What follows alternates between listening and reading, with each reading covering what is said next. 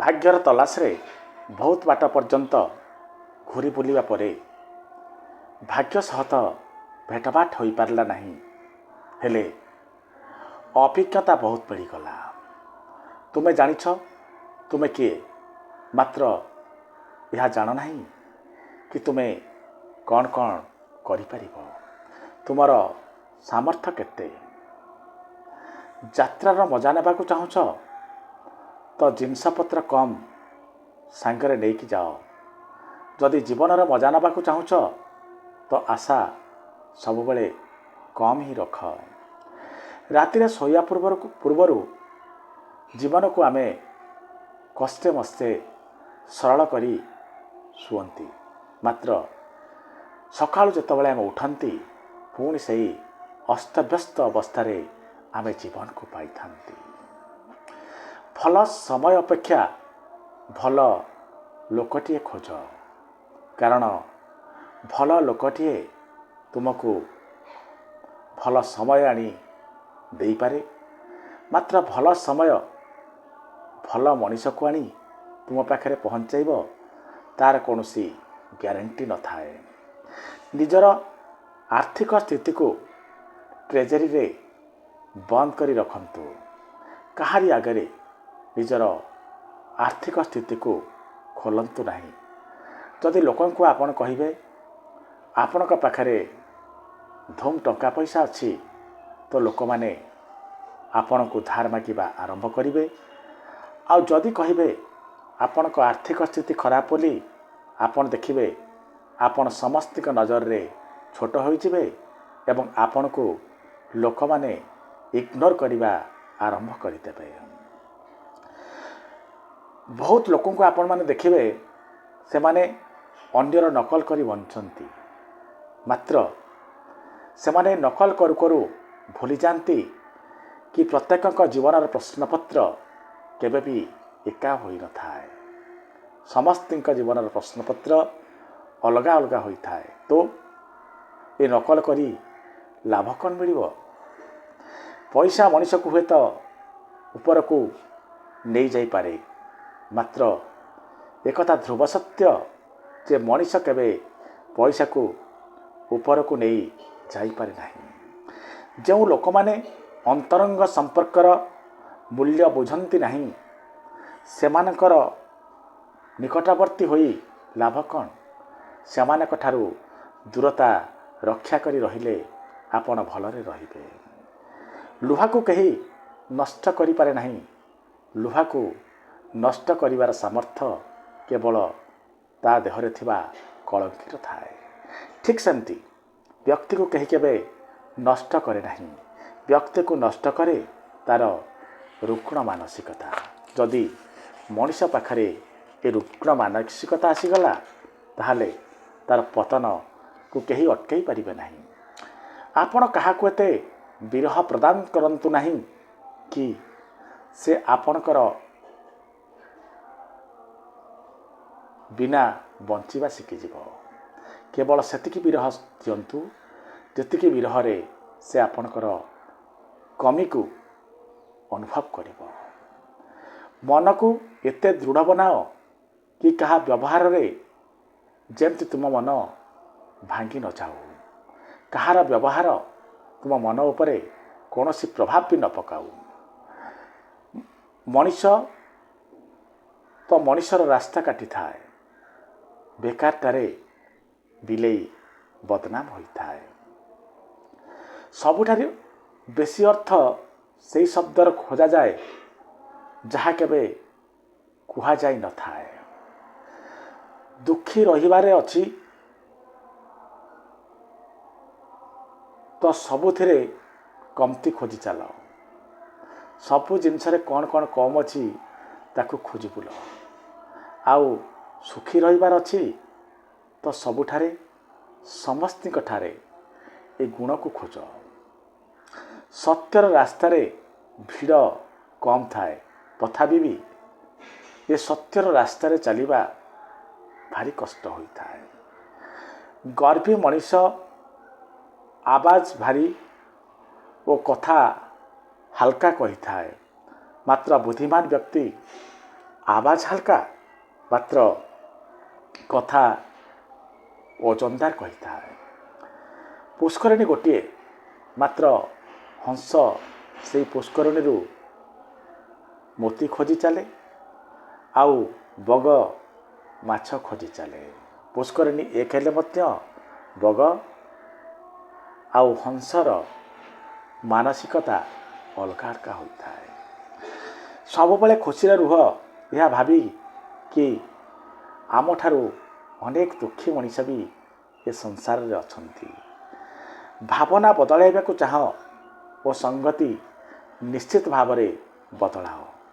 କାରଣ ଯଦି ତୁମେ ଭାବନା ବଦଳାଇବାକୁ ଚାହୁଁଛ ତ ନିଶ୍ଚିତ ଭାବରେ ତୁମକୁ ସଙ୍ଗତି ବଦଳାଇବାକୁ ପଡ଼ିବ। ମଜବୁତ ଲୋକ ଭାଙ୍ଗେ ନାହିଁ କାହିଁକି ଜାଣିଛନ୍ତି? ତାର କାରଣ ହେଲା ସେ ଲୋକଟି ଭାଙ୍ଗି ଭାଙ୍ଗି ପରା ମଜବୁତ ବନିଥାଏ। ଦୂରରେ ଥିଲାବେଳେ ସମ୍ପର୍କକୁ ପରଖ, ନହେଲେ ପାଖରେ ଥିଲାବେଳେ ସମସ୍ତେ ତ ବିଶ୍ୱାସୀ ବୋଲି ଜଣାଇ ହେଇଥାନ୍ତି। ନିଜକୁ ଖରାପ କହିବାର ସାହସ ନଥିବା ଲୋକମାନେ ହିଁ ଜମାନା ଖରାପ କହି ଖସି ଯାଇଥାନ୍ତି। ଜଣେ ସନ୍ଥ ବହୁତ ବଢ଼ିଆ କଥା କହିଥିଲେ କି ହେ ପାଗଳ ମଣିଷ, ତୁମେ ଦୁଃଖକୁ କାହିଁକି ଡରୁଛ? ଯେତେବେଳେ ଏ ଦୁଃଖାଳୟରେ ତୁମେ ପଦାର୍ପଣ କଲ ସେତେବେଳେ ପରା ତୁମେ କାନ୍ଦି କାନ୍ଦି ତୁମର ଜୀବନକୁ ଆରମ୍ଭ କରିଥିଲ। ଆଜି ଯେ ତୁମକୁ କହୁଛି କି ତୁମ ପରି ଭଲ କେହି ନାହିଁ, ନିଶ୍ଚିତ ଭାବରେ ଏ କଥାକୁ ମନେ ରଖିଥାନ୍ତୁ। କିଛି ଦିନ ଅପେକ୍ଷା କରନ୍ତୁ, ସେହି ଲୋକ ହିଁ ଆପଣଙ୍କୁ କହିବ କି ତୁମଠୁ ଖରାପ ଲୋକ ଏ ଦୁନିଆରେ କେହି ନାହିଁ। ଜୀବନରେ କିଛି ବନିବାର ଅଛି ତ ଆରାମକୁ ଛାଡ଼ି କଷ୍ଟ ସହିବାକୁ ପଡ଼ିବ।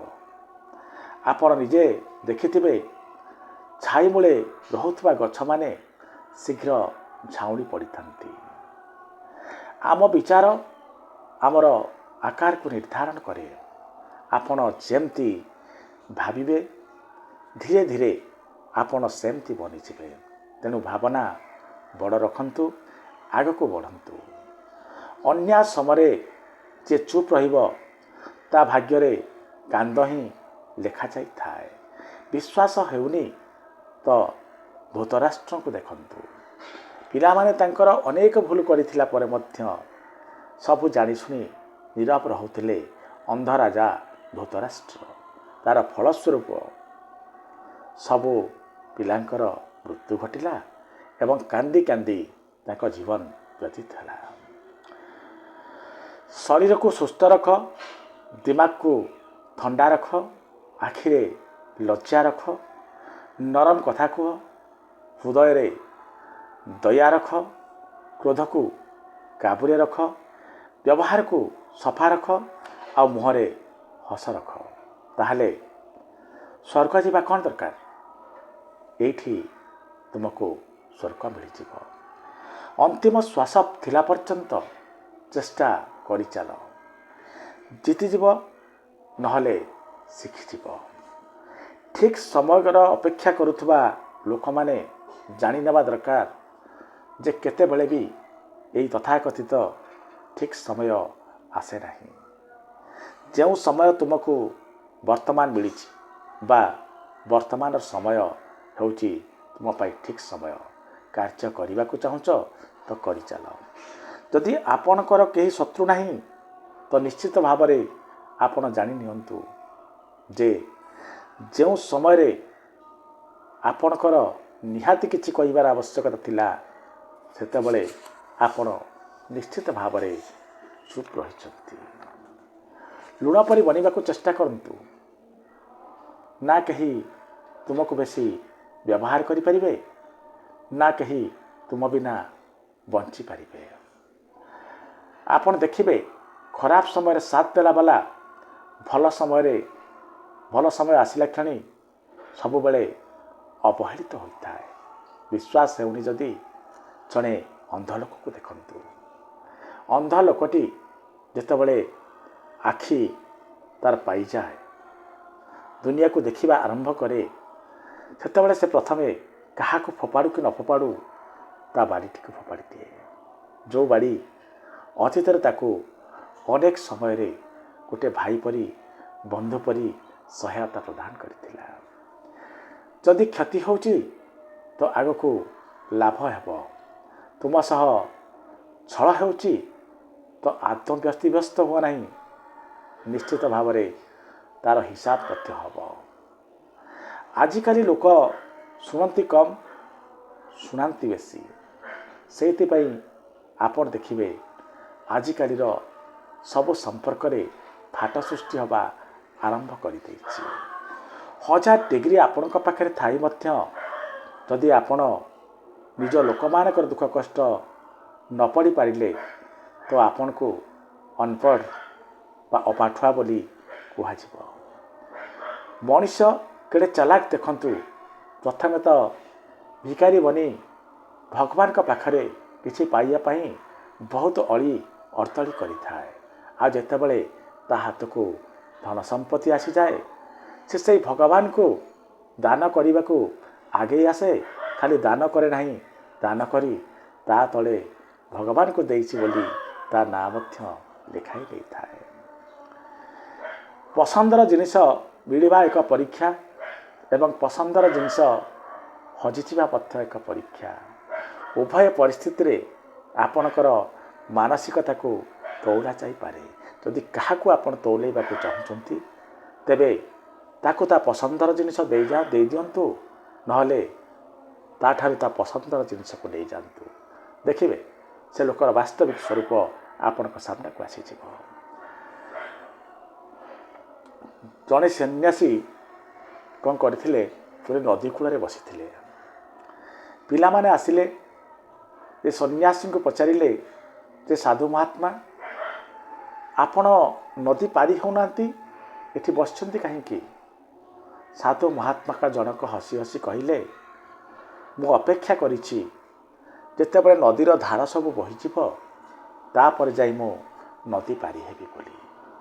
ପିଲାମାନେ ଠୋ ଠୋ ହୋଇ ହସି ଉଠିଲେ ଓ ସନ୍ନ୍ୟାସୀଙ୍କୁ କହିଲେ ହେ ସାଧୁ ମହାତ୍ମା ଏହା କ'ଣ ସମ୍ଭବ? ଏହା ତ ସମ୍ପୂର୍ଣ୍ଣ ଅସମ୍ଭବ। ସବୁ ନଦୀ ଜଳ ଏ ବର୍ଷା ଦିନରେ ଚାଲିଯିବ, ବହିଯିବ, ତାପରେ ଆପଣ ନଦୀ ପାର ହେବେ। ଏମିତି ତ କେବେ ହେବାର ନାହିଁ। ସାଧୁ ମହାତ୍ମା ସାଙ୍ଗେ ସାଙ୍ଗେ ହସିଦେଲେ ଏବଂ କହିଲେ ପିଲାମାନେ ମୁଁ ତୁମକୁ ଠିକ୍ ସେଇ କଥା ବୁଝାଇବାକୁ ଚାହୁଁଥିଲି।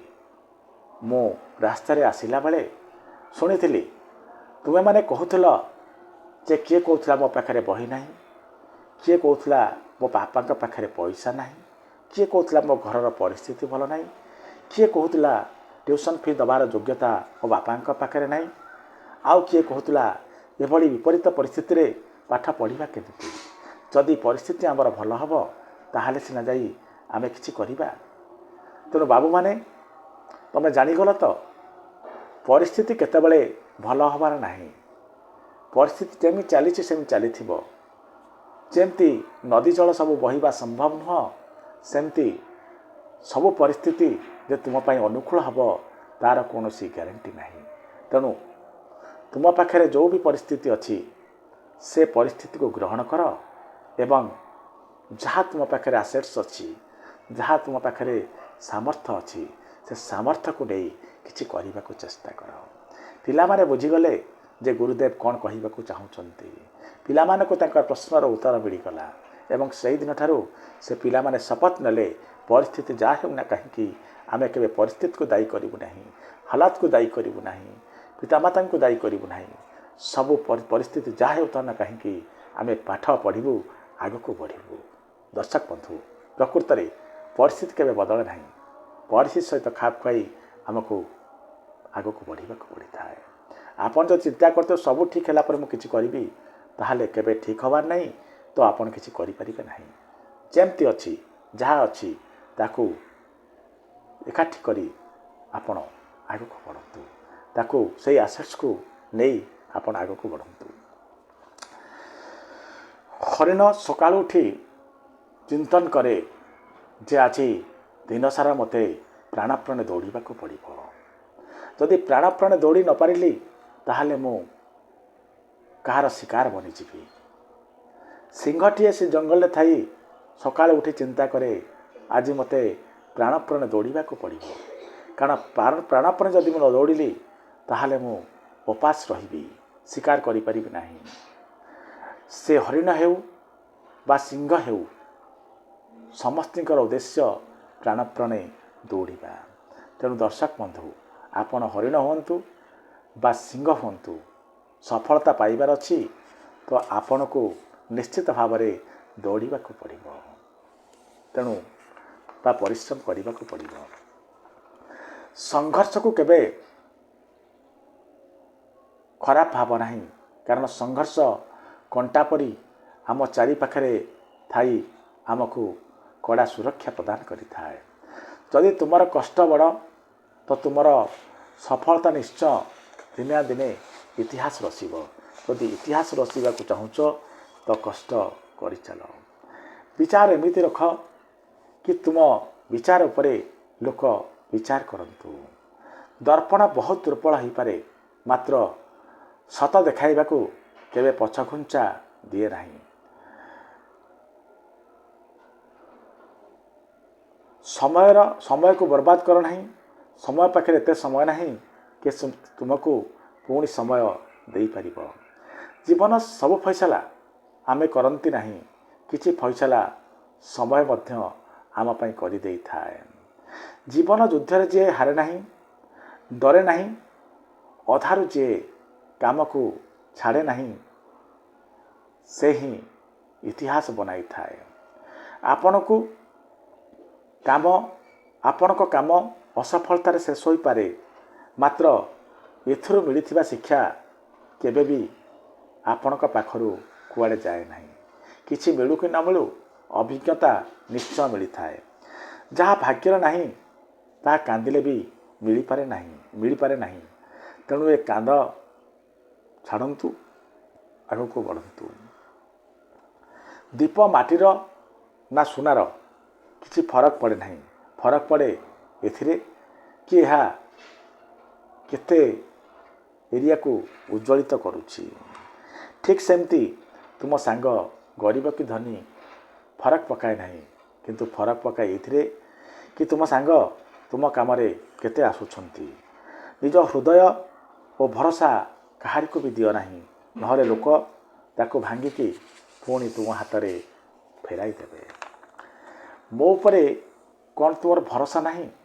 ବାସ୍ ଏତିକି କହି ଲୋକମାନେ ତୁମକୁ ଆରାମରେ ଧୋକା ଦେଇ ଚାଲିଥାନ୍ତି। ଭାଗ୍ୟ ଓ ଆପଣାର ଲୋକଙ୍କ ଉପରେ କେବେ ବି ଭରସା ନଥାଏ। ଏମାନେ କେବେ ବି ପଲଟି ଯାଇପାରନ୍ତି।